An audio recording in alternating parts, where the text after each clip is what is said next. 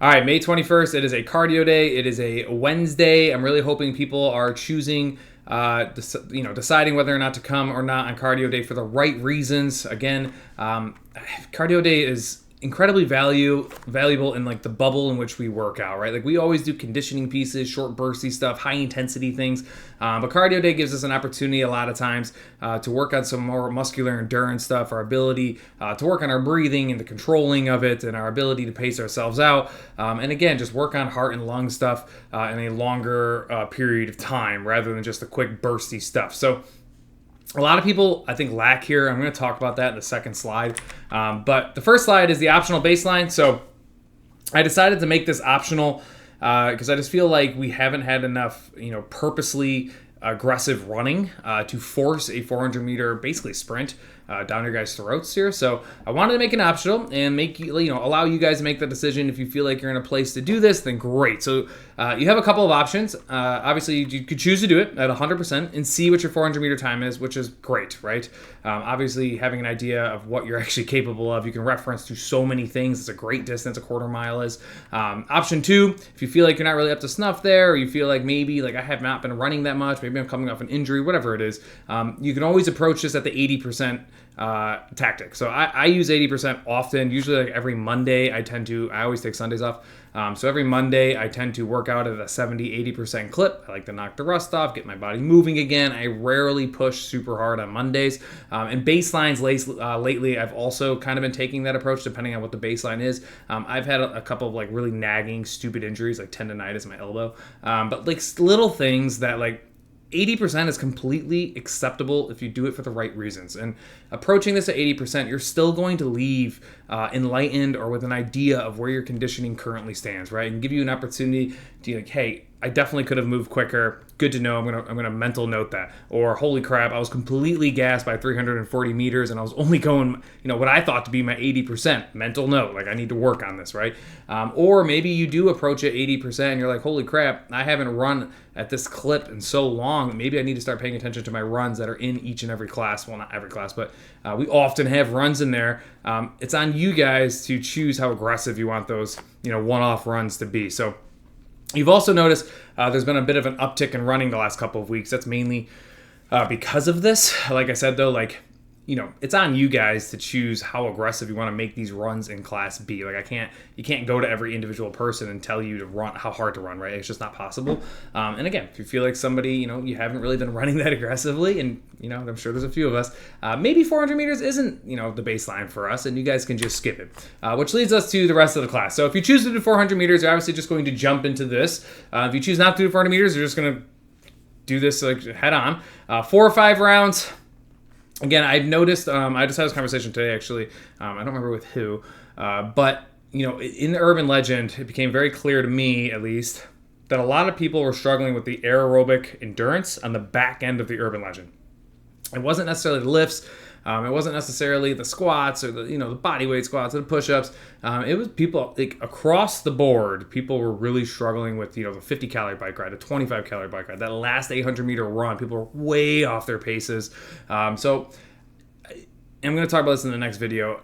I wanted to give more opportunity to lengthen yourselves out. Work on pacing, work on breathing, how to control your paces over the course of a longer period of time, right? Some of us get so stuck in, and I know a lot of people skip cardio day, get stuck on doing 8, 12, 16-minute Metcons. You don't ever get the opportunity to really drag it out. And if you're constantly not coming to cardio day, then it's even harder to find those opportunities to do so. So I do think there's a lot of value in you guys doing this. I was trying to make it a point this month, and you'll notice this entire week, there's a lot of opportunity to do that. But about 2 weeks ago, you guys had the opportunity to do bricks, which was the bike into the runs. You had those 3 options, if you remember.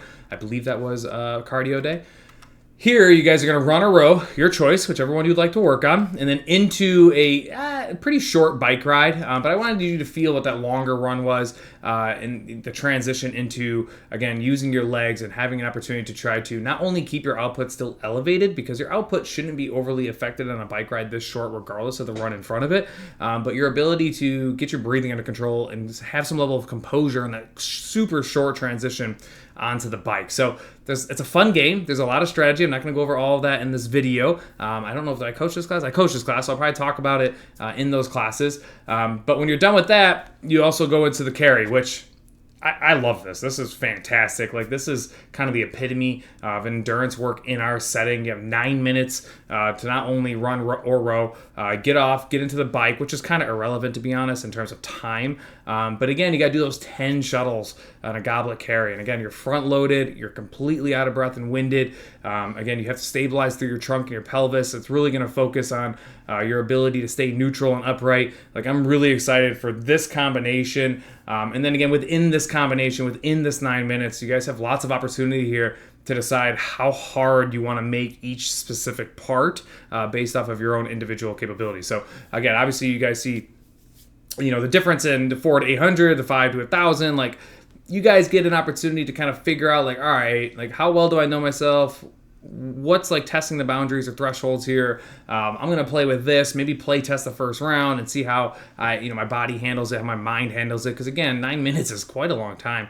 And just to be clear, I wrote this 9 minutes with the idea of you're not going to take the entire 9 minutes. So if you're watching this video and you show up on Wednesday, which I hope you do, fingers crossed, and you end up taking the entire 9 minutes, like, that wasn't the point. You guys should have a minute and a half, maybe even 2 minutes of recovery here. And again, I'm kind of banking on myself having about a minute 45 or 2 minutes of recovery. So I'm going to move pretty hard when I choose to do this. And this is the kind of things I'm hoping you guys start to pick up on. Like, you can start to see this and kind of reference distances with times and how long it's going to take me and etc. yada yada.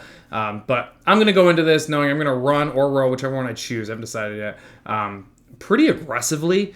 And I'm going to try to finish at about the 7 minute mark roughly and see how once I finish that, like, I know after 2 minutes, I tend to be able to repeat things multiple times. But if I go for 5 rounds, I don't know. I'm curious how my body holds up around 4 or 5.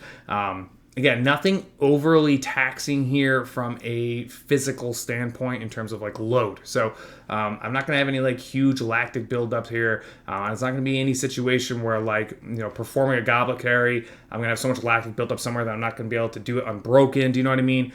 So this one is rather easy in terms of unbroken. I don't know how aggressively I can do it. And I think I know how aggressively I can do it. I don't know how many times I can repeat that aggression, I guess is what I'm getting at. And I'm hoping you guys can start to look at these with these videos ahead of time and kind of break this down and give yourselves an idea of like, all right, like, I'm good here. I know I can transition from the run to the bike pretty well. I already know what RPM I'm going to attempt to hold. When I get to the goblet carry, that's kind of the X factor. Like, we haven't done that before. I'm not entirely sure. That's going to be my play test round. So anyways, hopefully these videos are helping give you guys kind of foreshadowing and you can be proactive about thinking about how you're going to approach certain things. And again, the more questions you guys have, if you see me in person, ask me questions. I would love to talk about them in here. Sometimes I don't know necessarily what parts of the workout people want broken down, although I know I love talking about it and I know I break these things down probably a lot more than most of you guys do naturally.